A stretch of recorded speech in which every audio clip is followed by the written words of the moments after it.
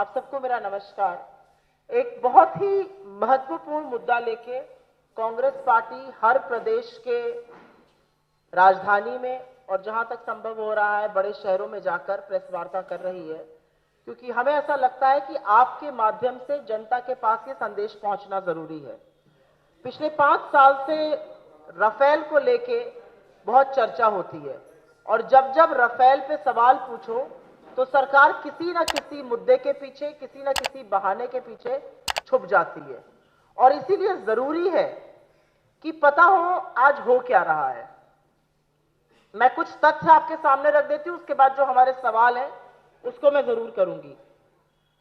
जब यूपीए की सरकार थी तो डसॉ कंपनी को L1 बिडर होने के नाते 126 राफेल लड़ाकू विमान का कॉन्ट्रैक्ट दिया गया था।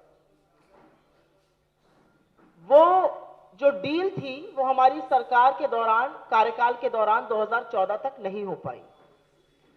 2015 में मोदी जी फ्रांस गए और फ्रांस में जाकर उन्होंने गवर्नमेंट टू गवर्नमेंट नेगोशिएशन किया, जिसकी एक्चुअल खबर कैबिनेट के भी कई मंत्रियों को नहीं थी। 126 हवाई जहाज के बजाय सिर्फ 36 खरीदे गए, जहां पर 570 करोड़ रुपए की कॉस्ट होनी थी वो 1670 प्रति लड़ाकू विमान पर खरीदे गए। जहां पर टेंडर से चुना गया था वो टेंडर कैंसिल कर दिया गया। जो क्लॉज था इंटेग्रिटी क्लॉज, जिसका मुख्य कारण यह था कि उसमें बिचौलिया ना हो, कमीशन ना हो, अगर कभी भ्रष्टाचार हो उस पर तफ्तीश हो सके, उस क्लॉज को निकाल दिया गया। और जो टेक्नोलॉजी का ट्रांसफर होना था, मोटी मोटी बात यह थी कि 108 हवाई जहाज हिंदुस्तान में बनने थे, 18 हम वहां से फ्लाईअवे कंडीशन से लेकर आते। HAL हिंदुस्तान एरोनॉटिक्स लिमिटेड को यह बनाना था। ये 5-6 चीजें मोदी जी ने रातों रात बदल दी, अपनी कैबिनेट को संज्ञान में लिए बिना। तो हमने इस पर सवाल पूछा था और 2019 में भी सवाल पूछा था और जवाब नहीं मिला था। सुप्रीम कोर्ट के एक जजमेंट के पीछे ये बार बार छुप जाते हैं, लेकिन सच तो यह है कि सुप्रीम कोर्ट का जो जजमेंट आया था, उन्होंने एग्जीक्यूटिव फैसले में हस्तक्षेप करने से मना कर दिया था। लेकिन यह भी सच है कि उसके बाद बहुत सारे नए तथ्य आए हैं और उन नए तथ्यों को लेकर इस समय मैं आपके बीच में हूं। 4 अक्टूबर 2018 को भाजपा के 2 पूर्व केंद्रीय मंत्री अरुण शौरी जी और यशवंत सिन्हा जी सीबीआई के पास एक कंप्लेंट लेकर गए राफेल पे। ये 4 अक्टूबर 2018 की बात है। 11 अक्टूबर 2018 को, एक हफ्ते बाद, मॉनिटर्स ने हमें सारे डिटेल्स भेजे अपने अटॉर्नी जनरल के माध्यम से कि किस बिचौलिए को पैसा देने की इसमें बात हुई है। सुषेण गुप्ता के नामक एक बिचौलिए थे, उनको इस डील में पैसा मिला था। और याद रखिएगा यह डील मोदी जी के कार्यकाल के दौरान हुई है।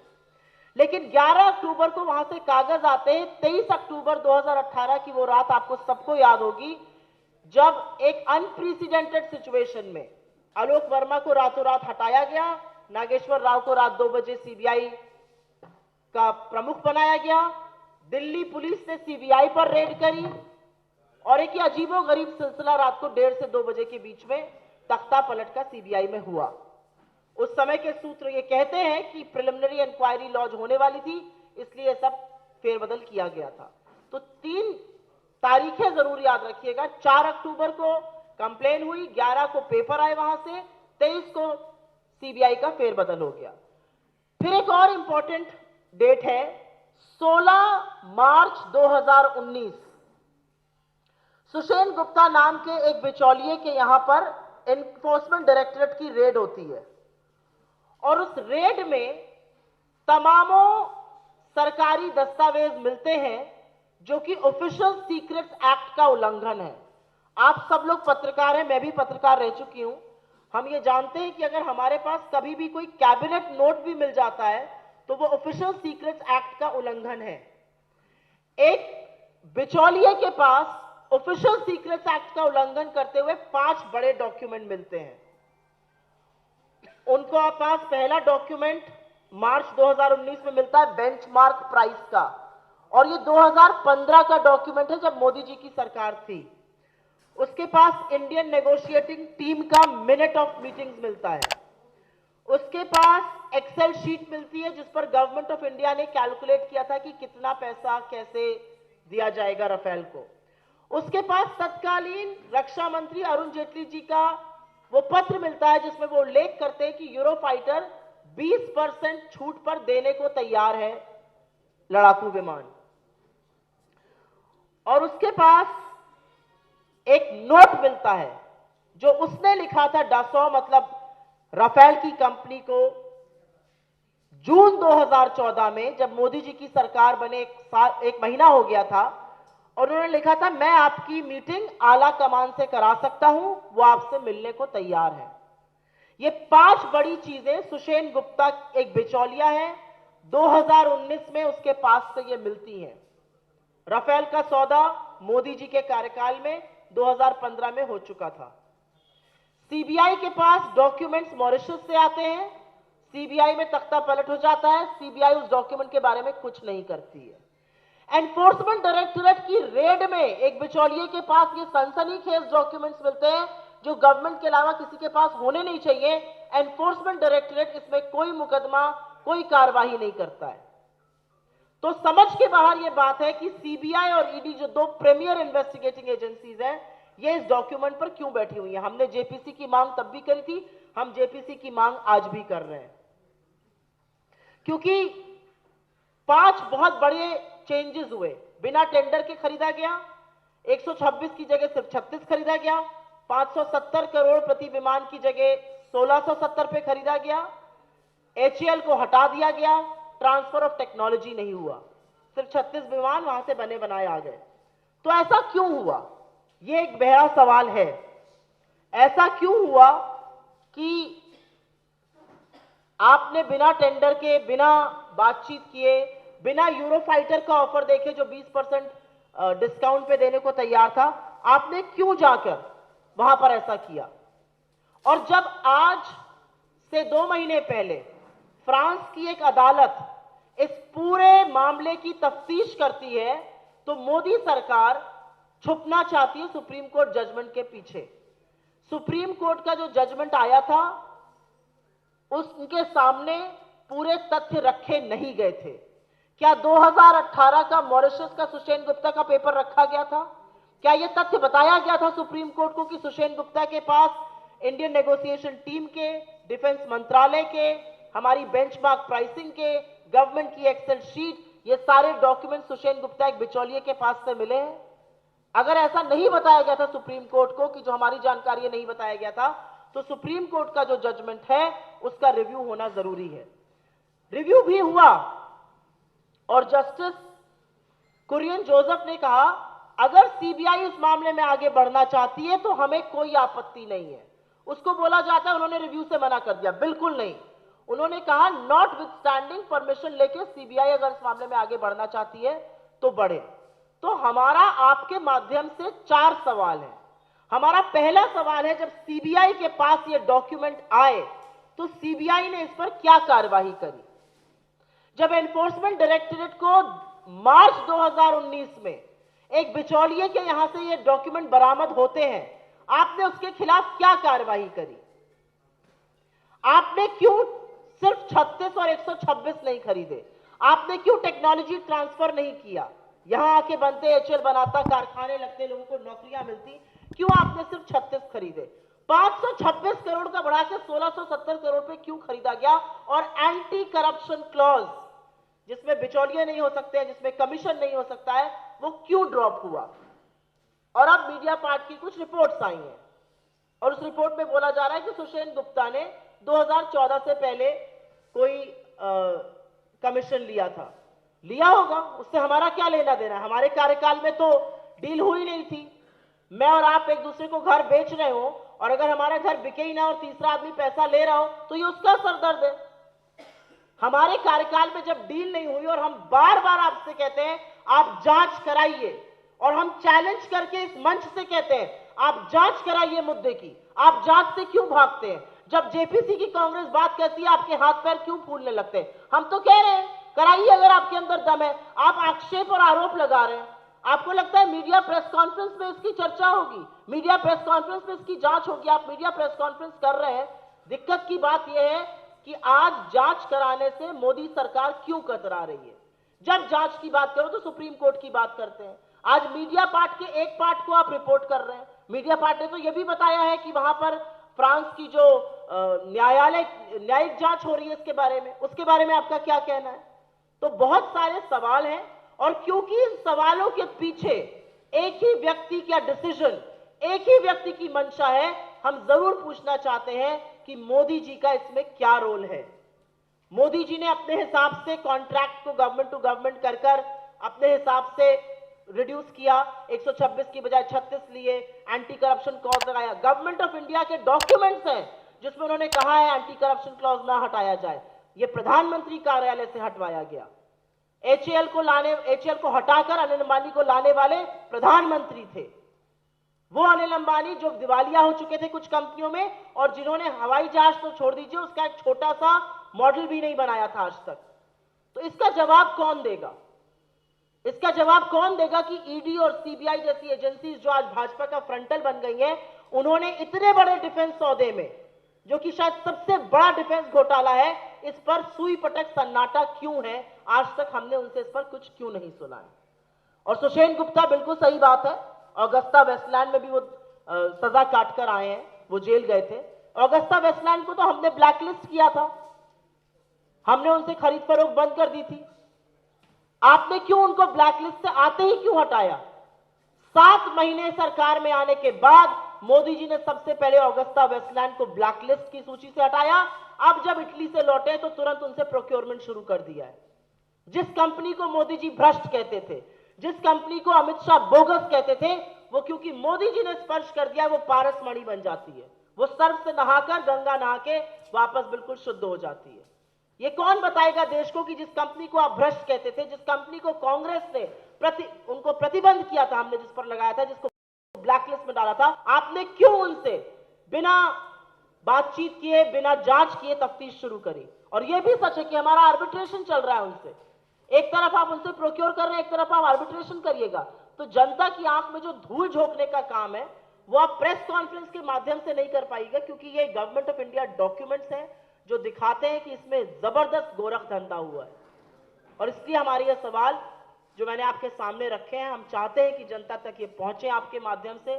जनता समझे कि रक्षा सौदों में मनमानी करना किसी सरकार को शोभा नहीं देता, और वो मनमानी जिसमें राष्ट्रद्रोह तक का मामला हो रहा है। ऑफिशियल सीक्रेट्स एक्ट का जो ब्रीच होता है, that's anti, it's an anti national activity.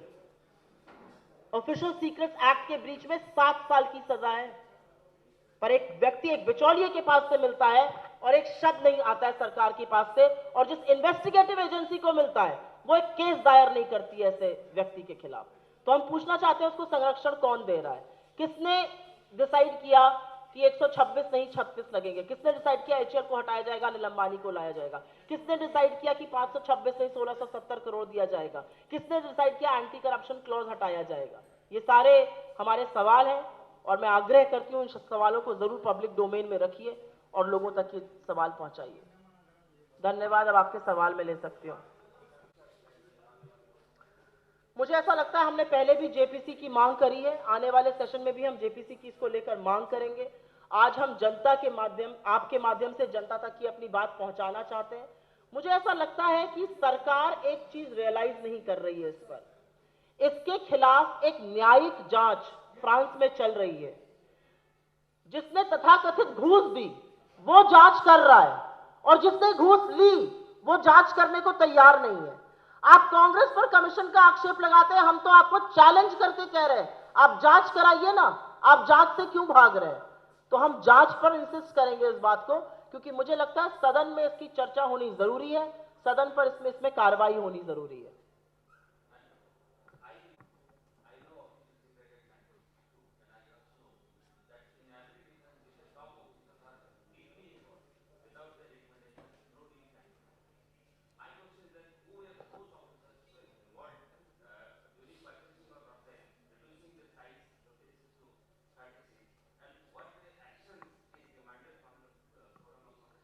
But that's precisely what I'm saying, that there are people who are involved in not just bringing down the numbers from 126 to 36 or increasing or inflating the cost, or for that matter, removing the anti-corruption clauses. There are people who are involved in leaking of sensitive documents of purchasing, of pricing to middlemen. Why is the government quiet on that? It's an elected government of the day, and the elected government of the day is answerable to opposition, it's answerable to the media, it's answerable to parliament, but most of all it is answerable to the people of this country. And now when new evidence has come forward, now when new proof has come forward, you cannot hide behind a Supreme Court judgment. There should be a JPC probe into this. There have been JPC probes in previous defense deals. Let the truth come out. Because this is about taxpayers' money. This is about how defense deals in India have been done in the past. This is actually defying tradition. In some sense, the Prime Minister one fine day woke up and decided, I am going to do a defense deal all by myself without involving the government of India. I don't think that's how governments are run, and that's precisely what he did when he went to France and decided to reduce the number of aircrafts that will be bought, or for that matter, the pricing that will be paid. So what we demand is there should be an independent inquiry, because new proof, new evidence has come to fore, without which we are not going to be staying quiet on this matter.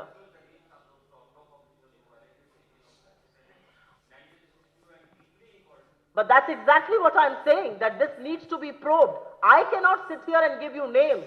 This is exactly what the Enforcement Directorate should be doing.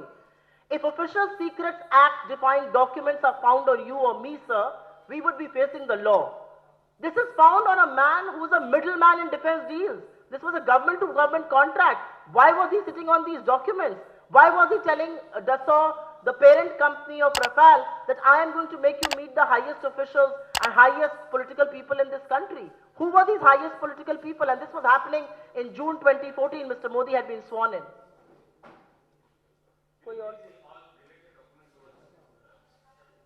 I will try and surface as many documents without breaching the Official Secrets Act to you. इधर से कोई सवाल? एक बार मैं Rafale पे ले लूं, फिर आपका बाकी सवाल लो। रफेल पे कोई और सवाल अगर हो तो? हाँ, पूछिए।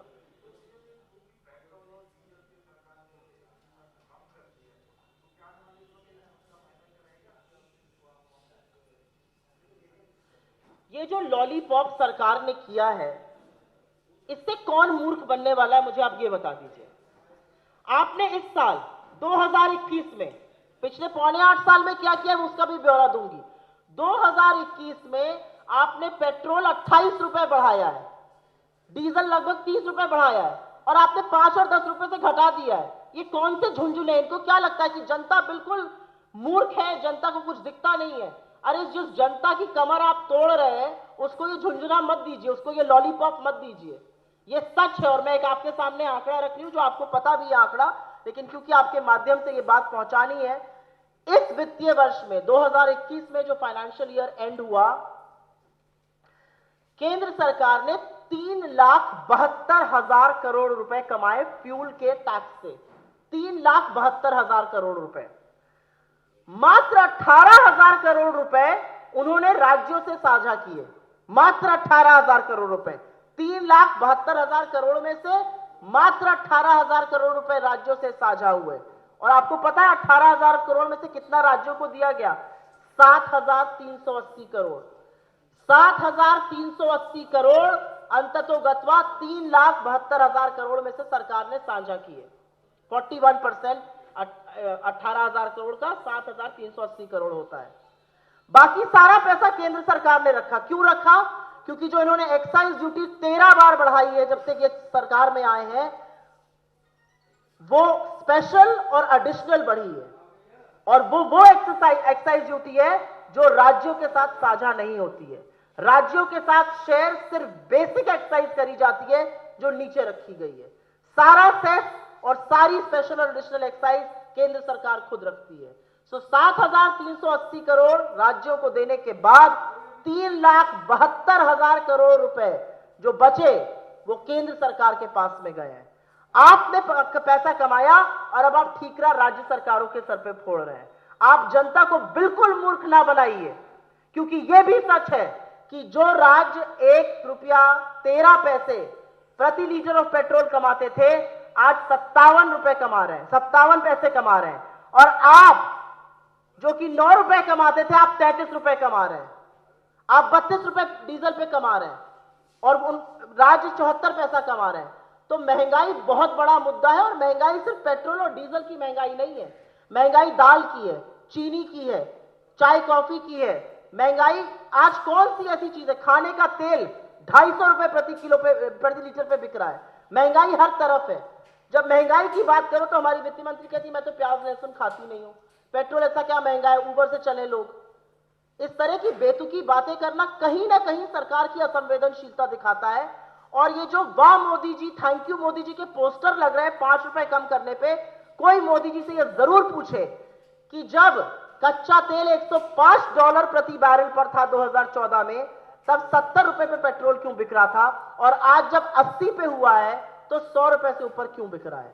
और आप लोगों से मैं एक सवाल पूछती हूं, 2020 में $19 प्रति बैरल हो गया था कच्चे तेल का दाम। क्रूड ऑयल वाज एट $19 पर बैरल।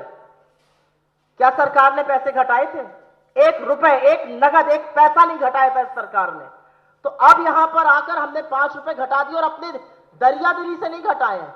जो उपचुनाव के नतीजे आए, जो चाटा हमारा लोगों ने महंगाई के चलते, उसके चलते मजबूर होकर सरकार ने घटाया है। और सच तो यह है कि आज भी केंद्र सरकार के पास बहुत एल्बो रूम है। 1000 रुपए पे रसोई गैस मिल रही है। आप गरीब और निम्न मध्यम वर्ग को तो छोड़ दीजिए, हम सब के लिए भी बहुत मुश्किल है 1000 रुपए पे रसोई गैस खरीदना। एक आंकड़ा आपको छोटा सा बताती हूं, ये हम लोग का कैलकुलेशन हो रहा था। आज किसान, जिसको आप मवाली से लेके क्या क्या नहीं कर रहे हैं, जिसको आप अपनी गाड़ियों के नीचे भी रौंद रहे हैं, अगर वो उसको 1 लीटर सरसों का तेल लेना है, उसको 14 किलो गेहूं बेचना है। और अगर उसको पूरे महीने का सरसों का तेल लेके घर चलाना है अपने परिवार का, तो उसको 1 क्विंटल गेहूं बेचना है। इस कदर महंगाई है। तो महंगाई जो कभी डायन थी, आज इनकी डार्लिंग हो गई है। और इनको लगता है कि 28 रुपए बढ़ाकर केवल इस साल 5 रुपए घटा देने से लोग खुश हो जाएंगे। तो लोग आपको बताएंगे, आने दीजिए आगामी चुनाव, 5 राज्यों में चुनाव है, महंगाई एक बहुत बड़ा मुद्दा रहेगा। Can I take it from other people, then I'll come back to you? कोई और सवाल पूछेगा? महिला शक्ति सवाल नहीं पूछेगी? जी बताइए, प्लीज गो अहेड। जी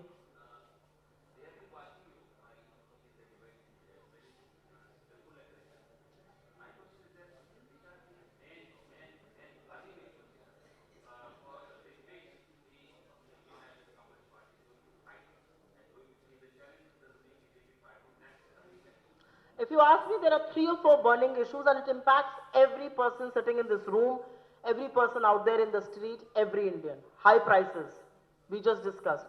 महंगाई बहुत बड़ा मुद्दा है और ये महंगाई इसलिए भी बहुत बड़ा मुद्दा है क्योंकि ये मंदी के दौरान आ रही है। इकोनॉमिक स्लोडाउन के दौरान जब लोगों की आय और वेजेस खत्म हो गए, तब महंगाई होना बहुत बड़ी बात है। महंगाई एक बड़ा मुद्दा है। बेरोजगारी उससे भी बड़ा मुद्दा है। आज नौकरी नहीं है, हम कहां से खरीद कर खाएं, यह बहुत बड़ा मुद्दा है। और जब बेरोजगारी की बात करो तो हमारे यहाँ के मुख्यमंत्री तो आपको धमकी देते हैं कि आपकी प्रॉपर्टी में जब्त कर लूंगा अगर आपने प्रदर्शन किया बेरोजगारी के खिलाफ।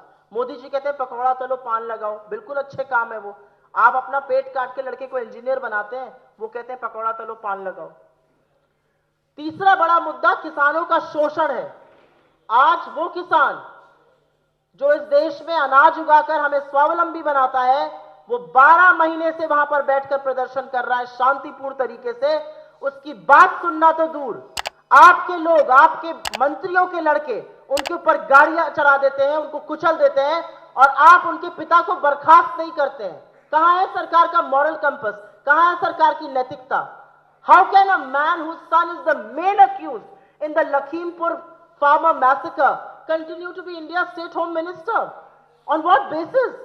It's absolutely, it can only be done by a morally bankrupt government. And यहां पर भी और बाकी जगहों पर महिला सुरक्षा एक बहुत बड़ा मुद्दा है। I'll take other questions and I'll come. And you don't think महंगाई मिडिल क्लास को इफेक्ट करता है? You don't think बेरोजगारी मिडिल क्लास को इफेक्ट करता है? बिल्कुल नहीं, मैंने पहले ही बोला, आपने शायद सुना नहीं, मैंने बोला 1000 रुपए का सिलेंडर निम्न मध्य वर्गीय और गरीब आदमी तो छोड़ दीजिए, मिडिल क्लास आदमी भी आज नहीं ले पा रहे हैं। एक एक करके आते हैं, 1 मिनट, आप इसके बाद आ रहे हो।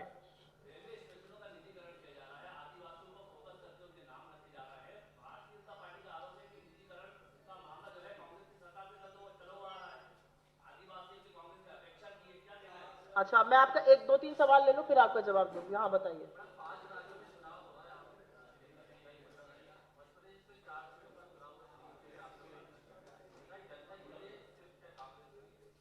आपके लिए मुद्दा नहीं है महंगाई? आप मुझे बिरले मिले अगर आपको लगता है जनता के लिए महंगाई मुद्दा नहीं है। जनता के लिए महंगाई बहुत बड़ा मुद्दा है। आपने यहां पर 3 सीटों का उल्लेख किया। राजस्थान में जो चुनाव हुआ सारी की सारी सीटें हम जीते। हिमाचल प्रदेश में जहां पर भाजपा की सरकार है हम 3 विधानसभा और 1 लोकसभा जीते। वेस्ट बंगाल में टीएमसी जीती, भाजपा बुरी तरह से हारी। भाजपा का 4 राज्यों में सुपड़ा साफ हो गया इस चुनाव में। महंगाई बहुत बड़ा मुद्दा है मेरे दोस्त। महंगाई सिर्फ इस पत्रकार वार्ता के लिए और मेरे लिए मुद्दा नहीं है। जिस गरीब आदमी को, जिस मिडिल क्लास को आज बच्चों की फीस देनी पड़ रही है और उसकी इनकम आधी हो गई, उससे जाके पूछेगा महंगाई कितना बड़ा मुद्दा है। यह बिल्कुल गलत बात है कि महंगाई मुद्दा नहीं है। उत्तर प्रदेश में जहां से मैं आती हूं, महंगाई इस कदर मुद्दा है कि महंगाई के खिलाफ आज आम जनता प्रदर्शन कर रही है। लोग आक्रोशित हैं, लेकिन आपकी बात से मैं सहमत हूं कि लोग सड़क पे नहीं उतर रहे हैं। क्यों? क्योंकि उनके खिलाफ देशद्रोह का मुकदमा हो जाएगा। लेकिन जब वोट देने का वक्त आएगा तो वो वोट देंगे। एक मध्य प्रदेश की 3 सीटों को मत देखिए, राजस्थान की सीटों को देखिए, हिमाचल की सीटों को देखिए। देखिए क्या हुआ है वेस्ट बंगाल में। बहुत जगहों पर बीजेपी का सुपड़ा साफ है पूरी तरीके से। 1 मिनट, हाँ आप, सॉरी 1 मिनट आ रहे हो। आपने निजीकरण की बात की। आई गॉट योर क्वेश्चन, मुझे सवाल आ गया। ऐसा है कि जो यहाँ के स्टेशन का नाम बदलने की बात हुई है, मैं इस बात का स्वागत करती हूँ कि बिल्कुल जिन रानी पर, जिन योद्धा पर उनका नाम रखा गया है, अच्छी बात है, इसका स्वागत होना चाहिए। लेकिन क्या कोई और बड़ा इंफ्रास्ट्रक्चर प्रोजेक्ट नहीं था जिस पर उनका नाम रखा जा सकता था? यह जरूर पूछना बनता है। ऐसा क्यों है इस देश में कि विकास का मतलब नाम बदलना हो गया है? आज विकास का मतलब है जगह का नाम बदल दो, और जगह का, उन जगहों का ही नाम बदला जा रहा है जो एक पर्टिकुलर संप्रदाय, एक पर्टिकुलर समुदाय से आती है। एटलीस्ट उत्तर प्रदेश में तो मैंने यही देखा है। इलाहाबाद का नाम बदल दो, अलीगढ़ का नाम बदल दो, फैजाबाद का नाम बदल दो। आप नाम बदलिए जितना बदलना है, लेकिन आप थोड़ा विकास भी तो करिए उन जगहों का। निजीकरण, एक प्राइवेट रेलवे स्टेशन को फीता काटने प्रधानमंत्री जी आते हैं। मुझे नहीं पता उनके पद को यह सूट करता है कि नहीं करता है। पद को तो खैर राष्ट्रपति के भी सूट नहीं करता था। वो एक पार्किंग लॉट का उद्घाटन करने गए थे उत्तर प्रदेश चुनावों के चलते। लेकिन मुझे ऐसा लगता है जो निजीकरण की आपने बात करी, कांग्रेस शुरू करी, कांग्रेस निजीकरण के खिलाफ नहीं है। कांग्रेस ने हमेशा कहा जो ऐसे बिजनेस हैं, जो ऐसे उद्योग हैं जहां पर सरकार को रहने का कोई मतलब नहीं है। होटल चलाना सरकार का काम नहीं है, आप करिए ना, आईटीडीसी के होटल्स को बेचिए। लेकिन रेलवे जो कि नौकरी देता है, उसका निजीकरण करने का क्या मतलब है? और निजीकरण के बारे में मैं 1 2 बातें जरूर बोलना चाहती हूं।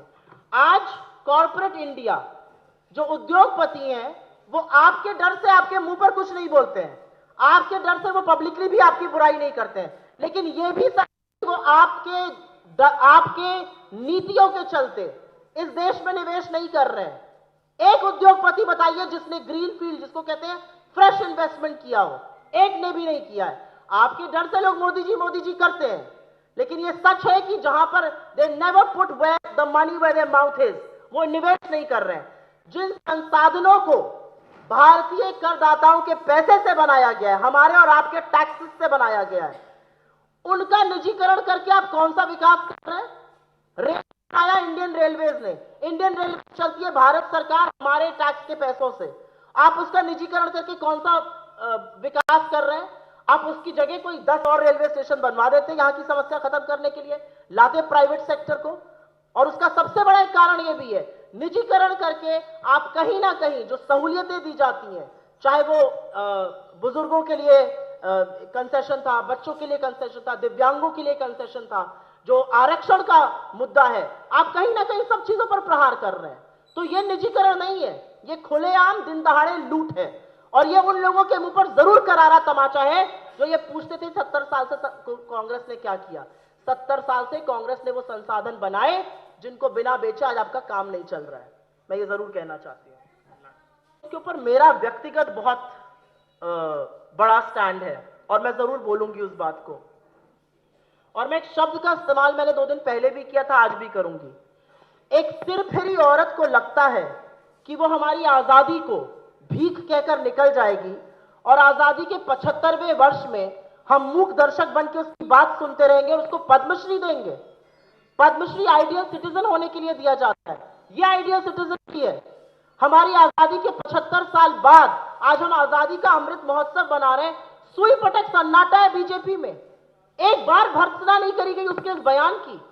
उनका क्या मतलब है? महात्मा गांधी से लेकर जवाहरलाल नेहरू, सुभाष चंद्र बोस, सरदार वल्लभ भाई पटेल, भगत सिंह, चंद्रशेखर आजाद, राजगुरु, रामप्रसाद बिस्मिल, ये सब भिखारी में थे, ये भीख में लाए थे इस आजादी को।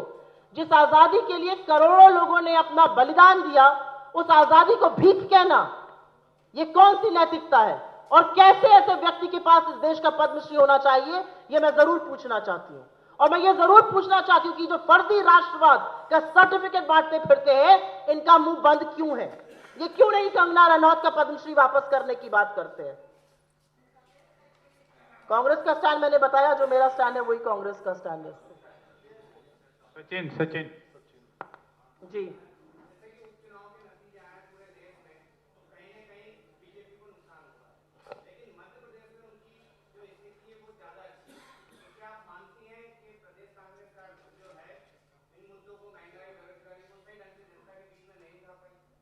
मुझे नहीं ऐसा लगता कि नहीं उठा पाई थी, मुझे लगता है और उठाना चाहिए। और आगामी चुनाव जो होंगे वो जरूर एक दूसरी स्थिति बयां करेंगे। मैं सब कुछ कहते हुए भी ये भी कहती हूं कि उपचुनावों में जहां जिसकी सरकार होती है, अमूमन देखा गया है, आंकड़े बताते हैं कि जीत उनकी होती है। इसीलिए मैंने हिमाचल का जानबूझकर उल्लेख किया था। हमने राजस्थान जीता, उन्होंने मध्य प्रदेश जीता। मैंने जानबूझकर हिमाचल का उल्लेख इसलिए किया था क्योंकि वहां पर 3 विधानसभा और 1 लोकसभा चुनाव हुआ था और भाजपा चारों चुनाव हार गई थी। तो कहीं ना कहीं जनता का मूड आपको दिखाई देता है। आपको मैं एक बात ये जरूर कहना चाहती हूं, 3 लोकसभा उपचुनाव हुए थे, एक हम जीते, एक हमारी एलाय शिवसेना जीती और एक भाजपा जीती। तो 2:1 का रेशियो चल रहा है, अगर कोई जानना चाहे तो उसके लिए।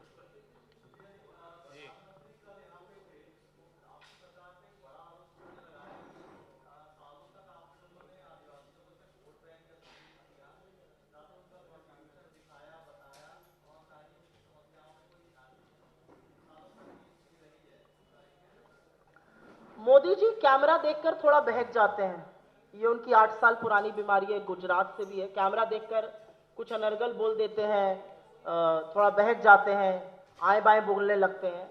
मोदी जी से आज राफेल पे पूछ लीजिए तो एक शब्द नहीं बोलेंगे। पेगासस पर, जिस पर सुप्रीम कोर्ट ने अब कमेटी बैठा दी है, उस पर एक शब्द नहीं बोलेंगे। बेरोजगारी पर एक शब्द नहीं बोलेंगे, महिला सुरक्षा पर एक शब्द नहीं बोलेंगे, किसानों के शोषण पर एक शब्द नहीं बोलेंगे। मोदी जी की आंखें तो बहुत, तुरंत उनकी आंखों में आंसू आ जाता है, गला रूंध जाता है काफी बातों में। लेकिन किसानों की शहादत, 600 से ज्यादा किसानों की मौत हुई है सिंगू और गाजीपुर बॉर्डर पे, प्रधानमंत्री के मुंह से सुनाई दिया है। और मोदी जी ने तो अपनी नैतिकता देश का प्रधानमंत्री होने की उसी दिन खो दी थी जब उन्होंने अजय मिश्र टेनी, जो लखीमपुर के सांसद हैं और देश के गृह राज्य मंत्री, उनको बर्खास्त नहीं किया था। तो मोदी जी आरोप लगाते रहे, ये उनका काम है। मोदी जी को लगता है कि वो आदिवासी की वेशभूषा में आके आदिवासियों की बात करते हैं और आदिवासी उनकी बात मान जाएंगे। कोई मोदी जी से ये जरूर पूछे कि जो रिजर्वेशन आप खत्म करने का काम कर रहे हैं, जो निजीकरण का आप काम कर रहे हैं जिसमें आदिवासियों का रिजर्वेशन खत्म हो जाएगा, उसके बारे में उनका क्या ख्याल है। जो आदिवासियों के जंगलों में आप जाकर बड़े बड़े कॉरिडोर बना रहे हैं जिससे वन जीवन को, जंतुओं को नुकसान तो है ही, आदिवासियों का नुकसान है, उसके बारे में उनका क्या कहना है? उनके पास कोई जवाब है नहीं।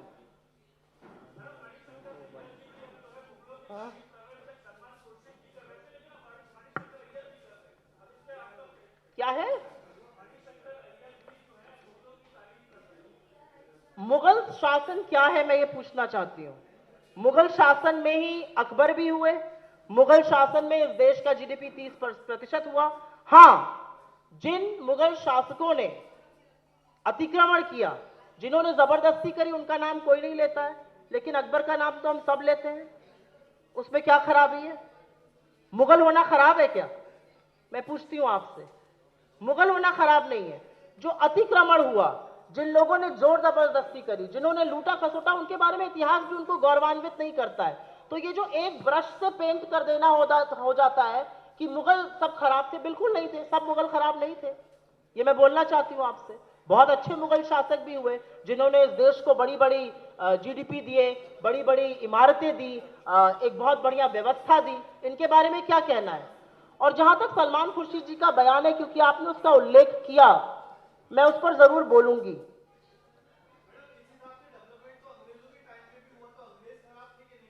अभी पहले सलमान खुर्शीद पर बोलूंगी, फिर आपके सवाल का जवाब दूंगी। I will answer your question after I have made my reply to this. इसके बाद दूंगी। सलमान खुर्शीद जी ने एक किताब लिखी, ये उनके निजी विचार हैं, मैं ना उसका समर्थन कर रही हूं ना खंडन कर रही हूं, लेकिन उन्होंने उस किताब में क्या लिखा है?